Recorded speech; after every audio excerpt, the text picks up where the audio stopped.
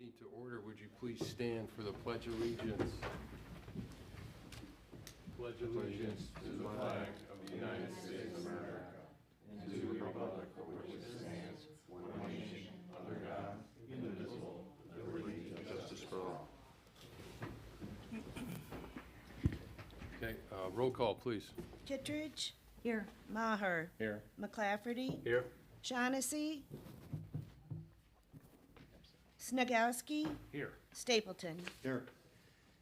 Okay.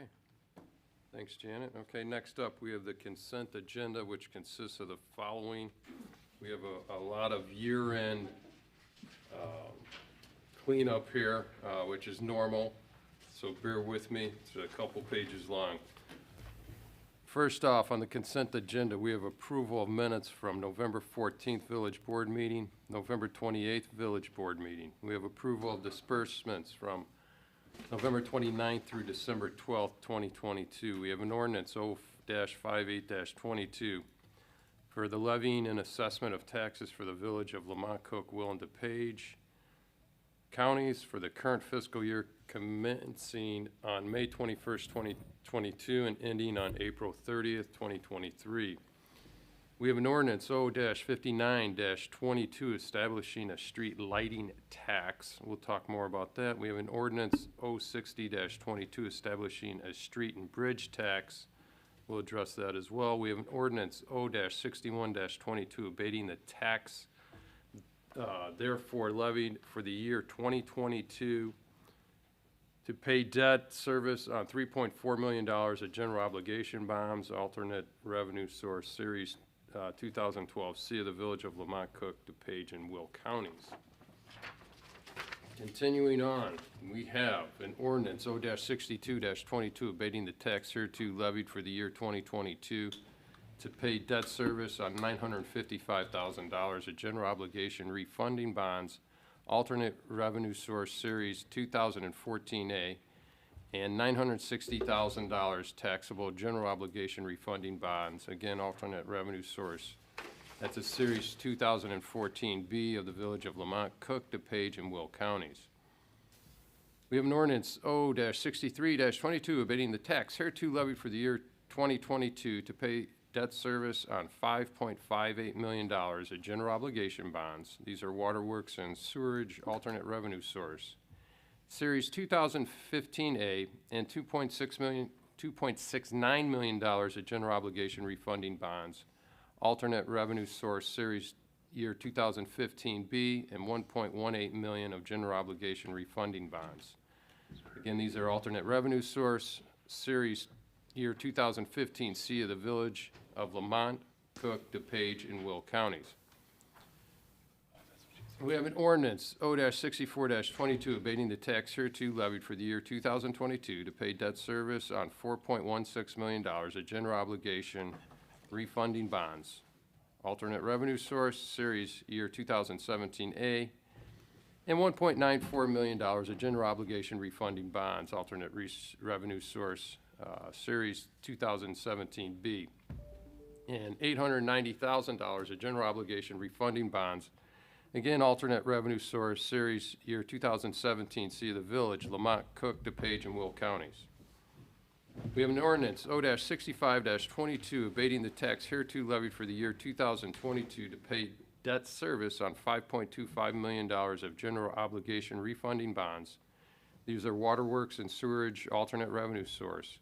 Series year 2019A and $3.6 million of taxable general obligation refunding bonds. Again, alternate revenue source year 2000 Series 2019B and $5.2 million of general obligation bonds. Waterworks and sewerage alternate revenue source. This is Series year 2019 C, Village of Lamont, Cook, DePage, and Will counties. We have an ordinance 0-66-22 abating the tax thereto levied for the year 2022 to pay debt service on $2.625 million of general obligation refunding bonds. Alternate revenue source Series 2020 of the Village of Lamont, Cook, DePage, and Will counties. We have an ordinance 0-67-22 abating the tax heretofore levied for the year 2022 to pay debt service on $7.2 million of general obligation bonds. Waterworks and Sewerage Alternate Revenue Source, Series 2022, Village of Lamont, Cook, DuPage, and Will Counties. We have an ordinance O-68-22 amending Section 5.04.110 for hours of operation designated of Chapter 5.04 liquor licenses of Titles 5 Business Licenses and Regulations of the Lamont Municipal Code of the Village of Lamont, amending hours of operation designated. We have an ordinance O-69-22 amending Section 5.04.060 classes of licenses, number of licenses and license fees of Chapter 5.04, liquor licenses of Title 5, business licenses and regulations of the Village Code of the Village of Lamont for Class A3 liquor license amendment. We have an ordinance O-70-22 amending Lamont Municipal Code, Chapter 5.04, Section 5.04.060 for alcoholic beverages, increasing the number of Class A3 liquor licenses. We have an ordinance O-71-22 amending Lamont Municipal Code, Chapter 5.04, Section 5.04.060 for alcoholic beverages, increasing the number of A3 liquor licenses. We have an ordinance O-72-22 amending Lamont Municipal Code, Chapter 5.04, Section 5.04.060 for alcoholic beverages, decreasing the number of Class A2 liquor licenses. We have an ordinance O-73-22 authorizing the acquisition of real estate for a public purpose. We have O-74-22 fiscal year 2023 fee ordinance, which will be revised. And lastly, we have a resolution R-75-22 accepting detention basins for 1, 4, and 6 and reducing the letter of credit for Kettering subdivision. Need a motion, please? So moved. Second. Okay, we have a motion by trustee Stapleton, seconded by trustee McClafferty. George, let me kind of pass it off to you. I just have a couple of questions. You know, our usual question every year, maybe Darshana, you could assist on this as well. Going to D&E, no one ever likes to see establishing any type of tax, but we see this every year. It's establishing a street lighting tax and establishing a street and bridge tax. Can we just clarify that we're not actually creating any new taxes here, and this is just the way it's worded, and can you kind of explain that? Yeah, and you can maybe expand upon it. Those are required each year. That's the same tax that's been on the books for several years, maybe even decades, but we're required by law to establish it with our tax levy every December. Right, Darshana? Not much more to add, Mr. Mayor, but it's pretty much, it's part of the corporate levy, really. And it could have been all in one, but it was, I guess, set up separately that many years ago, decades ago, I guess, separate. Got it, yeah, I mean, it's, I don't want to Nothing say new. it's like a regular upkeep item, correct? Correct, maintenance of our street lighting. Okay, all right, and then the other item relates to Aaron for Asen Vine. Yeah, do you want to just come up and say a couple words since you've come out? Can you just kind of share your new establishment and Sure. just the history you've had behind your other ones as well? Sure. My name is Erin Gallagher. I'm an independent consultant. I call myself a community liaison because I work with companies like Ace and Vine to help create something in the community that's a right fit for the community. The owner is named Tahoe and Chupage, and Tahoe has, and his family members in different relationships, have had a series of very successful multi-generational liquor stores, bars, wine and whiskey bars, and also straight up gaming bistros. And so, although obviously we're not looking to have a gaming bistro here, the question when we posed to the Village of Lamont back in, I think our first Zoom call, Mayor, was in December of 20, when everybody was still in quarantine. We had the discussion about what's the right fit for the village here. And we were looking at different locations. We had discussions about what you were looking for. I think at the time, some restaurants had closed down, and we had those discussions, what that looked like. We have had Tahoe and his cousin, Ephraim, who is the general manager and the acting manager, have had very successful businesses in Manhattan, in New Lenox, and in Crest Hill. Tahoe also owned CD Liquors, if you're familiar with CD Liquors, in the Bolingbrook and Romeoville areas. They had one in Mokina for a very long time. He and his family, his sisters, in different capacities. They've had very, very strong relationships with all of the mayors and the police chiefs in the communities they've been in. We have had recommendations from Mayor Balderman in New Lenox, Mayor Solomon in Crest Hill, and Mayor Mike Adrianson in Manhattan can all speak and have volunteered testimonials. Their business models are different based on what it is the village or the municipality is looking for. So for example, in Crest Hill, Mayor Solomon did not want any restaurants and they did not want any taverns. They specifically did not want, the board was looking for just the gaming revenue for tax revenue purposes, but they did not want any competition for their existing long-term businesses. And so there was a unique circumstance where the municipality asked for just a gaming bistro. And so they created a bistro there. In New Lenox, Mayor Balderman, there was an evolution of their process. They started off with only allowing gaming in the fraternal organization, so it was like the VFW and those group and the American Legion, and then they offered it to restaurants and bars that had more than 50, it was 60-40 split, so 60% non-gaming, and then they eventually got that to, they made the adjustment 50-50. And so that's when Tahoe opened, Tahoe and Ephraim opened Vino.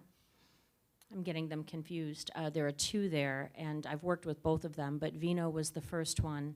And so they created more of a retail environment. It was a high-end wine bar and top shelf whiskey. So you go in there and you have a lot of like the Jimmy Walker Blue, for example, Johnny Walker Blue,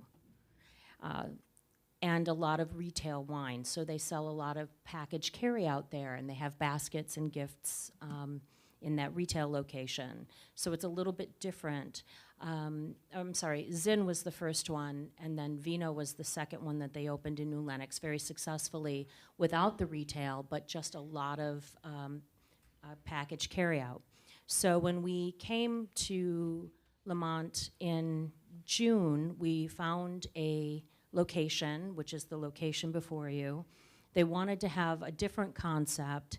One of the main concerns, one of the key objections of having a lot of food, anything extensive in the food arena, is that staffing.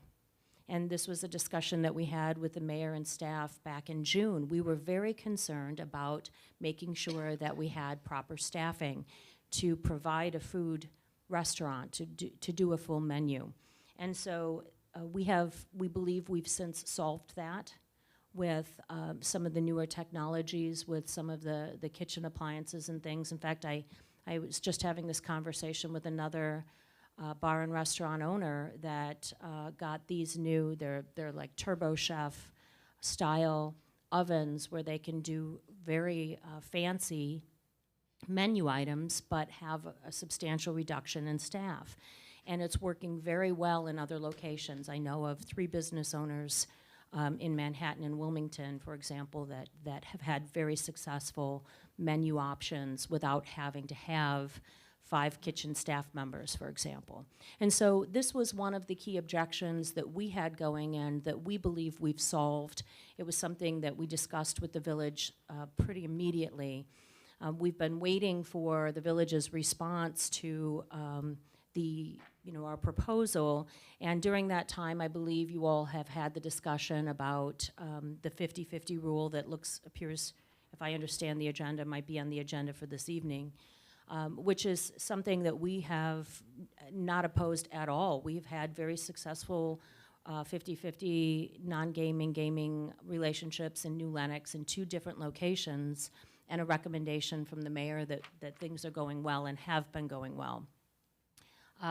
These guys run a clean ship. It's a tight ship, and they've never had police involvement or anything that would be of those were some of the concerns that were raised in this, and we've been able to testify that we've had the mayor say that these aren't problems. So we believe that we have we discussed early on signage, because that was concerns with other municipalities, making sure that whatever the signage was what you wanted it to be, and we said, we'll play in your sandbox any way you want, tell us what you want. And so we showed some signs that we are required, my client is required to use by law with their gaming. I think it's by law, I don't want to overspeak, but the gaming company that has to have a certain sign in the window, but that's standard everywhere. So we're not looking for anything in addition to that, but we've provided those photos and dimensions of what that is, and then we'll comply with whatever the landlord sets and whatever the village sets in terms of signage. We have agreed to a full kitchen. We believe that that's something that we can accomplish. And then as we were preparing for this meeting, Linda sent me an email saying that they're changing the license to a full, I'm not sure what the structures of all of your licenses are exactly, but you've amended it to include restaurant, which wasn't part of, I think, the original discussion that we had. But we have all along wanted to have a menu, a full menu. It's going to be high-end wines and high-end whiskeys, which seem to be a successful business plan, but we're modifying it in any way you need us to that's within reasonable limits, and I think that this is going to be a really great option for you. And I'm happy to entertain any questions. Any questions by the trustees for Aaron? Where is this? Where is she talking about? This is down by Target, the outlet, Yeah, one of the right on Archer, where, By this T-Mobile store. Okay. so again, I don't, one of the things we're concerned about as always is cannibalization. It's on the far southern part of town. These are the things we walk through. There is some empty spots down there that, again, I think, is this gonna cannibalize our downtown? It's about as far as away as you can get. So, I mean, these were the things we went through, and Sure. I think one of the things that, hey, there is some new development down there. There's quite a few apartment condos right there, and we're starting to see the Shell get a lot of action because of that, and so hopefully this will, serve a hole in that area. And that's exactly why we initiated our discussions with you early on, to find out what are your concerns and what are your needs, so that we could fill that need. One of the things that we're seeing in New Lenox, for example, that's turning out to be very successful is husbands who drop their wives off to go shopping want to come in and have a little bit of Johnny Walker. And it's very nice. It's a nice opportunity. Also, women who come in feel safe. And that's not a small thing. It's a nice, clean, bright environment where 3 or 4 women, girlfriends can come and hang out. It's adults, it's 21 and over, and it's just it's a lovely venue. So I think it'll be a very good fit. Awesome. Any other? No, Comments, just, questions? and the reason why I think it took so long, we ran it through our liquor commission, and we wanted to, our village attorney to look at our ordinance and make sure we have enough teeth in it to require, audits of the 50/50 rule that you mentioned is really that 50% of the revenue has to come from non-gaming sources, whether it be food, alcohol, to eliminate the chance of it becoming simply a gaming cafe. So we have enough teeth in our ordinance, and also on the couple other items, there was a name change at 111 Wine, and then also a new establishment at 1106 State Street, Alice's Polish Cuisine. And then also, Chief, I know we talked about getting police department's recommendation along with the Liquor Commission on reducing the time or the hours of operation for all liquor licenses from 3 a.m. to 2. Very few establishments exercise their right to go to 3 a.m., right, Chief? And it does strain our police force, and I think 2 a.m. is enough, right? So that was from the police department and also our liquor commission. So those are all kind of end-of-the-year cleanup items that very little resistance, right, Chief, from your department. So, Yeah. And you're getting no resistance from us either on any of those issues. The 50/50, the reduction in hours, those are all very reasonable, that's very reasonable. I just have one question. If the 50/50 isn't met, what happens? We have the ability as the board to reevaluate their liquor license. Yearly, every year when they ask Every for it. year? Okay. Yeah. And again, this is not just with your establishment. Sure. We've had people come in and they call George up or Linda, and they're like, hey, I want to open up a restaurant. We're like, great, we're at. And they'll say, well, how about here? Or you tell us. And then, okay, what's your business model? Well, you tell us. You know what I mean? It's all about. I want to open, it's a guys for, Yeah. opening. And so we're starting to grow as a town, so we're not, we want to make sure it's something, better and bigger than just a gambling place. As far as I'm concerned, the machines help subsidize some of our businesses downtown that otherwise would not make it. Well, and Okay? that's an unfortunate reality, and I'm, my family's, I'm Manhattan Gallagher's. If you have ever gone south of 80, you know of Manhattan's Gallagher's Pub. It's my husband's family. I mean,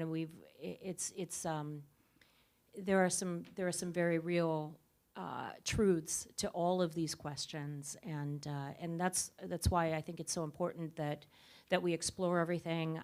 I believe we've done everything we can to be proactive and find the right business model. We brought our expertise to the table. We heard some of your concerns and made modifications. I think it's going to be a great program.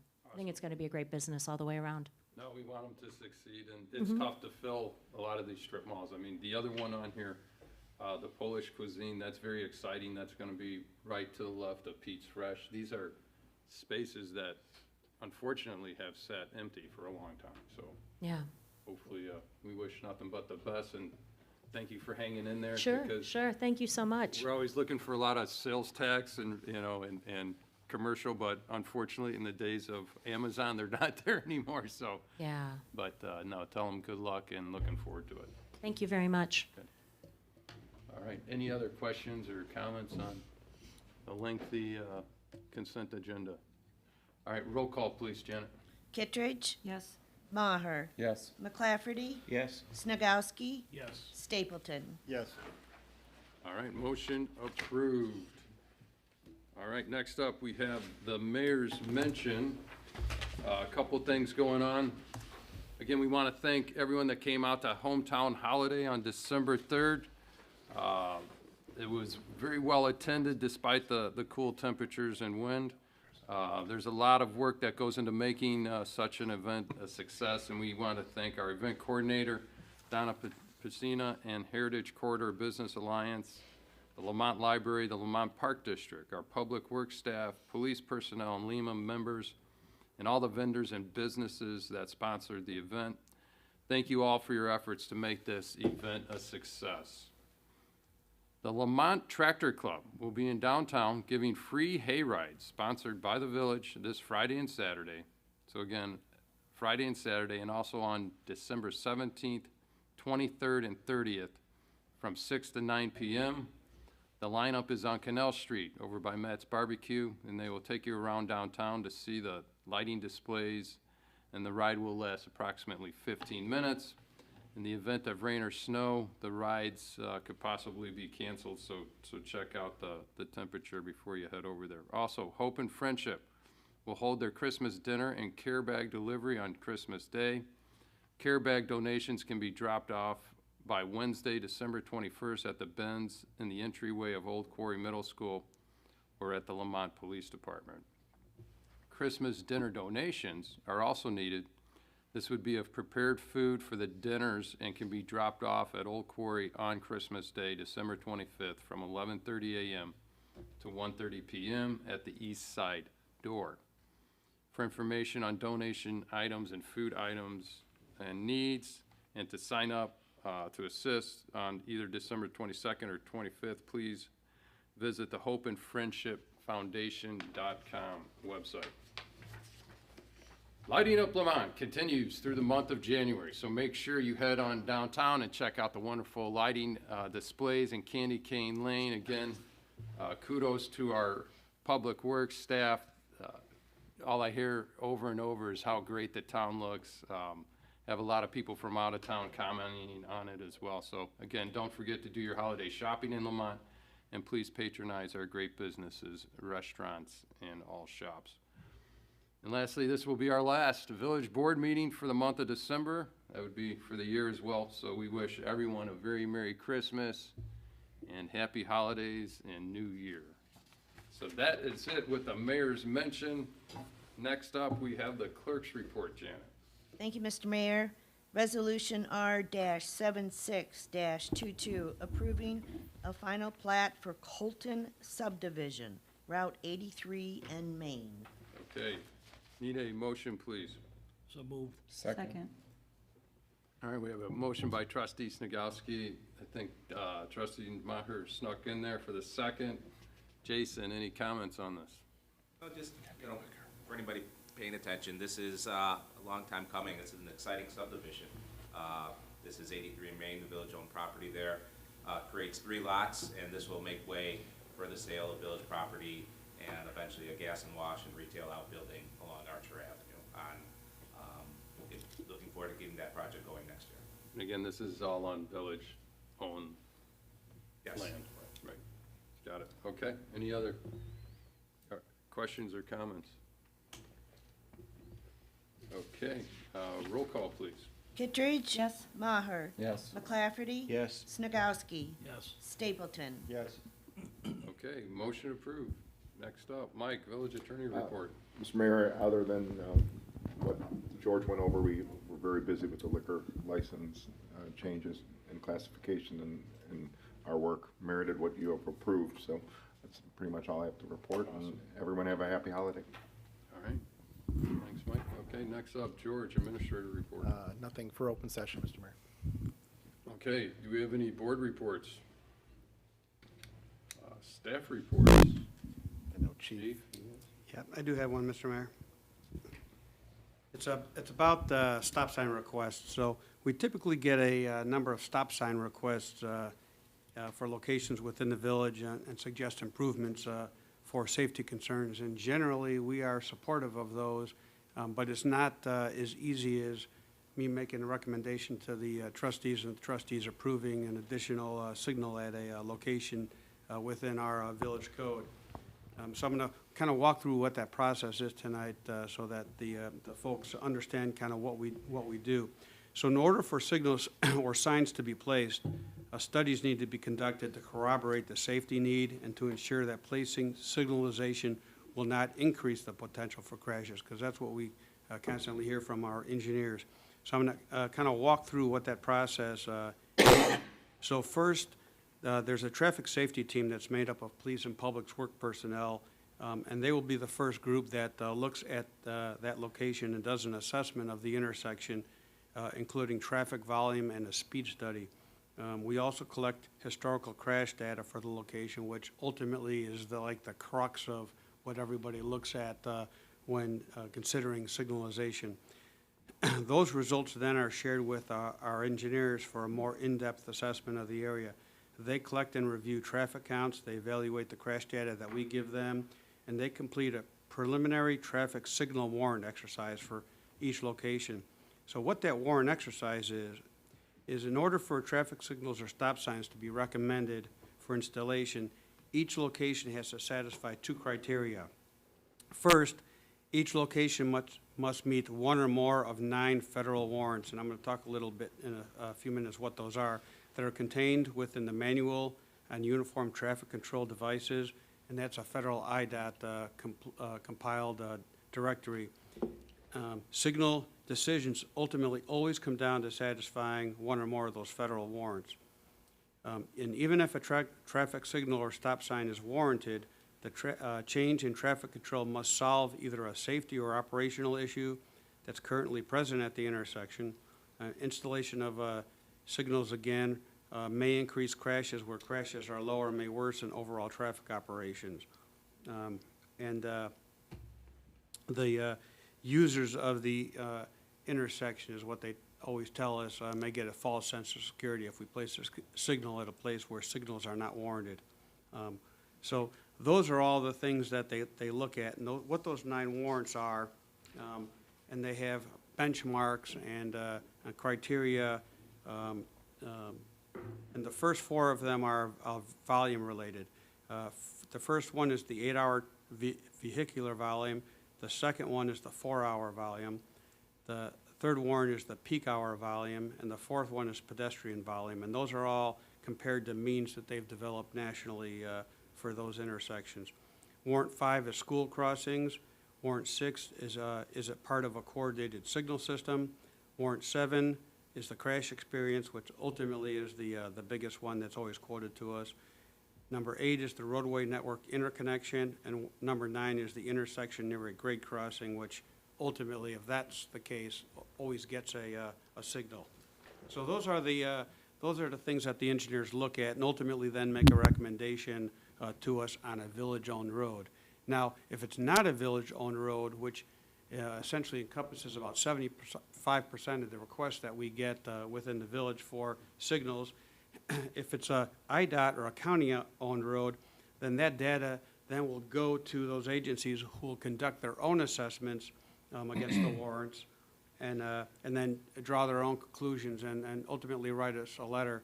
And in the 8 years I've been here, I think the only one on a non-village-owned road that they've considered for the next step was the crosswalk on 127th west of Interstate 355. But there's many others that the village is in total support on. I'll give you examples along McCarthy Road, crosswalk to Northview Park, 131st and Derby, that we've put in letters of support for those on their assessments, but they still came back and said they don't meet the federal warrants. So I just, I kind of wanted to give everybody kind of an outline of the process that it goes through so that the public doesn't think that their concerns fall on deaf ears for some of these things. At the least our village ears level, aren't it's deaf. much easier. Our ears aren't deaf, then. Chief, I mean, I get quite a few questions on that as well. So, like, McCarthy is an IDOT road, correct? Correct. And that's obviously a main artery through town. 127th is a Cook County artery, or is Cook County from 355 To Archer, and then also 131st along, you know, the whole eastern section is a county Actually, road. they go all the way to Smith on 127th. Smith, because Smith itself is Cook Yeah. County also. Correct. So it's Smith Yeah, so and 127th yeah. from Smith all the way to Archer. And, yeah, 131st is another one. Obviously, with Kettering over there, the new subdivision, help me out here, what went in there from Kettering, Matt Dill? Parker, and 131st, Yeah, both both. Cook County. Parker's subdivision, Matt Dill's. I mean, obviously that. The enclave at, Yeah, most of Lamont and State, we have between Illinois and 127th Street, but the rest is IDOT-owned road. And many of those Illinois Street, McCarthy, Archer are designated truck routes that further kind of checks against us from putting additional signalization in because they don't want to impact the truck route. Yeah, yeah. No, I, you know, Parker Road over there, so obviously these are you know, we heard it loud and clear, you know, about Glen Eagles as well. These are out of, we can, and we do ask the state, but it's a lot of times not our discretion. They have Right, to and approve. they're comparing us against volumes, you know, let's say downtown Chicago, where they're, you know, a stoplight changes and, you know, 300 people cross the intersection. That's what they're looking at, is crash data, pedestrian, traffic volume. But that doesn't mean that when things change, you know, they build a new subdivision, you know, they build a park somewhere, they build, you know, open central school, that we don't have another conversation and say, are these additional factors contributing to maybe some upgraded signaling here? The other one's Main Street, right, from basically. Turnabout out 83. east, yeah. Got it, okay. So, but I know, Chief, you get a lot of requests, but even reduction in speed or, you know, other measures to improve. You can always contact the police department. They may not have all the answers, but they will run it to the right agency, and then we will, if we get a chance to, if we get the right feedback from the state or the county, we'll run it through our committee. So there are opportunities to get involved. Contact Absolutely. the police And department. if we get local complaints, we'll do some enhanced enforcement in that area for a while for visibility patrol. Got it, thanks, Chief. So I have two visibility ones. Do I just approach him later and talk to him about it? Yeah, Okay. or just email me. I got you. All right. Okay. All right, any other staff reports? Darshana, Jason, Ralph? No, I'm good, Mr. Mayor. All right, sounds good, okay. Next up, any new or unfinished business? George, anything? Nothing. Okay. George, audience participation, did you get anything? Nothing before the meeting, and there is nobody in the crowd here today, so no audience participation, Mr. Mayor. Thank you. Okay, with that being said, then, we are going into executive session for a couple items. To discuss under Chapter 5 ILCS of the Open Meetings Act, real estate setting price for sale, 120/2C6. We have litigation pending or imminent, 120/2C11. Need a motion, please. So moved. Second. All right, we have a motion by trustee Maher, seconded by trustee Kittredge. Any comments or questions? Roll call, please, Janet. Kittredge, Yes. Maher, Yes. McClafferty. Yes. Snagowski, Yes. Stapleton. Yes. Okay, motion approved. We will now be exiting our open public session. Wish everyone a great week, and again, Merry Christmas, Happy New Year, Happy Holidays.